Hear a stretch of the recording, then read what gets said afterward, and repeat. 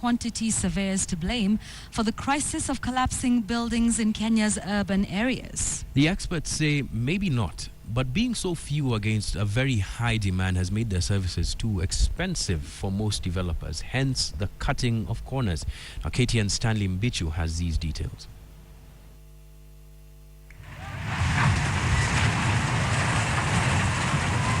Murky soil, shifting sand, or unstable earth are some of the causes of this unforgiving disaster that is claiming lives, leaving many injured, with the latest cases being that of Huruma and Makongeni.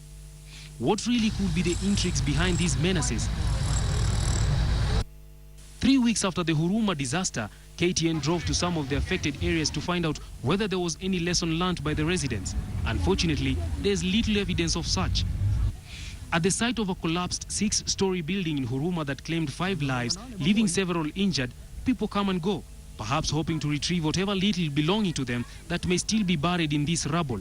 Despite the warnings by various authorities, people still live in dangerous houses. Mtu anaweza ambiwa hii nyumba haiko poa, imewekwa star, lakini kwa sababu ya ile kukosa do na kuna pesa yake ya deposit hapo, anaamua kuishi kwa hiyo, na hiyo pesa ya deposit inabidi anapata hatari saa hiyo, na hiyo ni kwa sababu ya kukosa pesa. Unless when something happens is when people realize the danger was real there. I don't know whether it's because they don't have choices, they don't have accommodation is very expensive also in the city. The rents are very high, the population is intense, the government has not been able to provide the housing required. The 300,000 housing units we intend to provide every year is not very easy.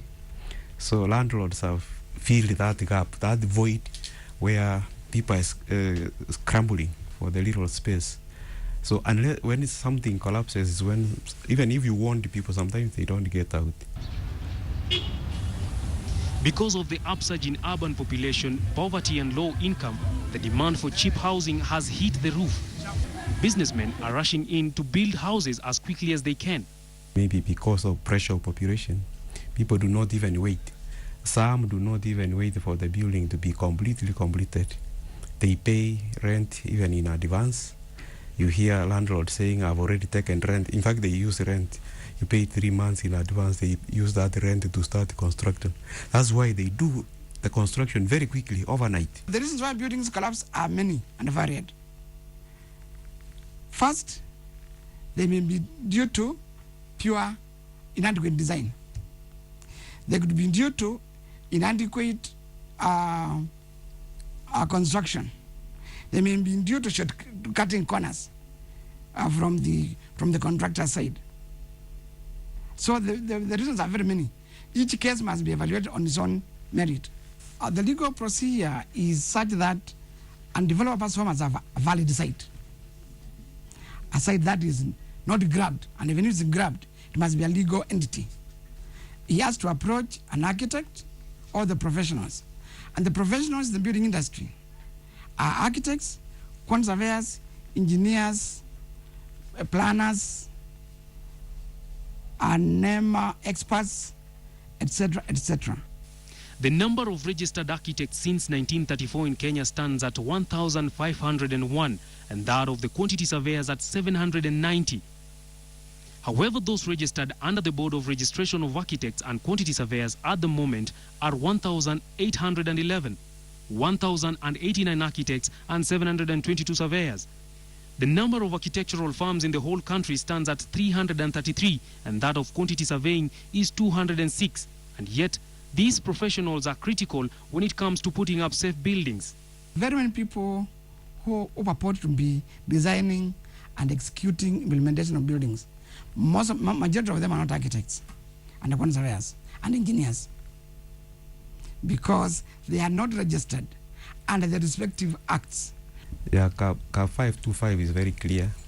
If you are not a registered architect or a registered quantity surveyor, you are not supposed to use that name or a word, whatever. You cannot call yourself an architect or do architecture or be a quantity surveyor or do quantity surveying if you are not registered by this board. Will the cost of hiring a professional be another factor contributing to developers opting for a cheaper way out in construction? I think the issue is not affordability. The issue is greed.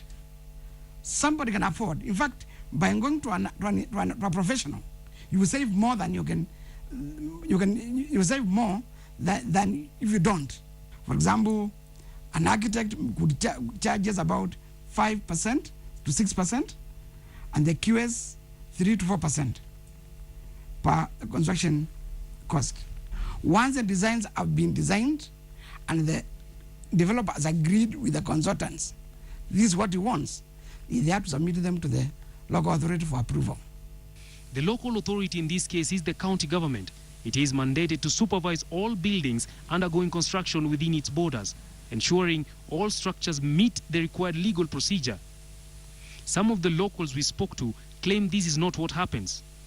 Kanjo wanafaa kuangalia hizi manyumba venye zinatengenezwa. Wakiangalia pia gava inakuja inatuma mtu wao anaangalia pia. Wakishatuma mtu wao angalie, wanajua hii construction iko sawa. Na Kanjo akikuja si ati wanachukua pesa na ndio hivyo tu. 4,600 years down the line, we should not build a building which should collapse when we have all the technology, new materials, everything in place. But it happens from time to time, and this is mainly because of negligence, greed. Greed breeds corruption.